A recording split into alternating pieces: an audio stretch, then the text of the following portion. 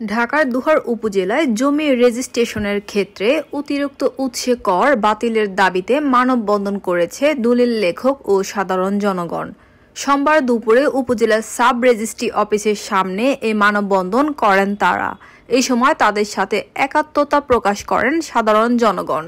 জানা যায়, দুহার উপজেলায় প্রতি শতাংশ জমির উপর ধার্যকৃত বর্তমান অতিরিক্ত উৎসে কর ৩০,০০০ টাকা বা প্রতি কাঠায় ধার্যকৃত অতিরিক্ত উৎসে কর প্রায় ৫০,০০০ টাকার নির্ধারণ করা হয়েছে। ফলে দিন দিন দলিল সম্পাদনের সংখ্যা কমে যাওয়ায় রাজস্ব হারাচ্ছে সরকার। উৎসে কর বেড়ে যাওয়ায় তলানিতে ঠেকেছে জমি কেনা বেচার হার। এতে আয় রোজগার বন্ধ হয়ে মানবেতর জীবনযাপন করছেন দলিল লেখকরা। রেজিস্ট্রি কার্যক্রম স্বাভাবিক করতে অতিরিক্ত উৎসে কর বাতিলের দাবি জানান তারা। উৎসে করের জাতাকলে পড়ে বিপাকে পড়েছেন ক্রেতা ও বিক্রেতারাও।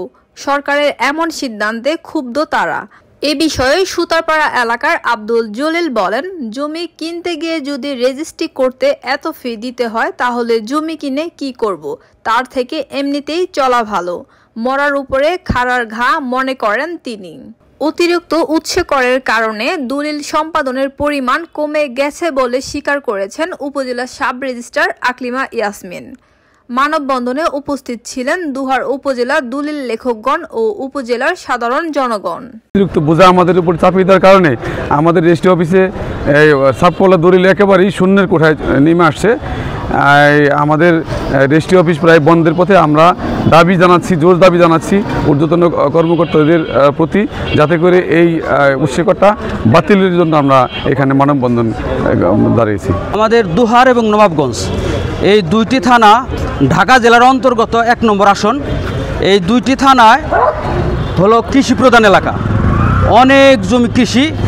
এই থানা দুইটি হলো আড়ালি বিলের মধ্যে এবং পদ্মা নদীর তীরে অবস্থিত।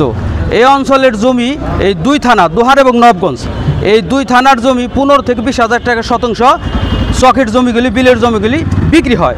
এখানে সরকার এই জুনে ২৫ জুনে উৎসে কর ধার্য করছে প্রতি শতাংশ ৩০,০০০ টাকা, আর জমি কিনতে হয় প্রতি শতাংশ ২০,০০০ টাকা।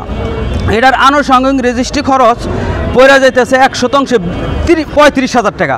আর ক্রেতা কিনতেছে ১ শতাংশ জমি ২০,০০০ টাকা দিয়ে, আর ক্রেতা রেজিস্ট্রি খরচ বহন করতেছে ১ শতাংশে ৩৫,০০০ টাকা।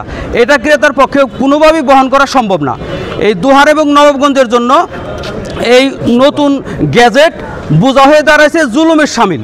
এটা আমরা সরকারের কাছে আবেদন করব, এই নতুন উৎসে করটা বাতিল করে এই ২ বছর পূর্বের যে ১১%, ১০%, ১২% রেজিস্ট্রি খরচ ছিল টোটাল মূল্যের উপর, সেটা ধার্য করে এই দুহার এবং নবাবগঞ্জের জনগণকে এই জুলুম থেকে উদ্ধার করে।